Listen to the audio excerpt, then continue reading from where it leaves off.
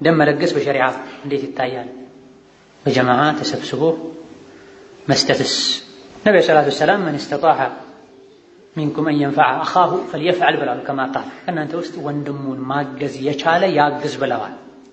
የሕክምና ባለሙያን አማክሮ የእሱ ደም ከሚገጥም ሰው ጋር ተገናኝቶ አሊያ ደግሞ ይሄን ራሱን የቻለ የሚያቀናጅ አካል ኖሮት ሊላህ ብሎ ገንዘብ ሳይቀበልበት በገንዘብ ከሆነ አይቻልም ሰውን ለመርዳት በሚል ራሱን እንደማይጎዳ ካረጋገጠ በኋላ አሊያ ደግሞ የሰጥ ያለው ደም ቀጥታ ሸርን ለሚሰራ መኖሩ ለሁሉም አደጋ ለሚባል ሰው እንደማይውል ካረጋገጠ በኋላ ደም ቢሰጥ ችግር የለም።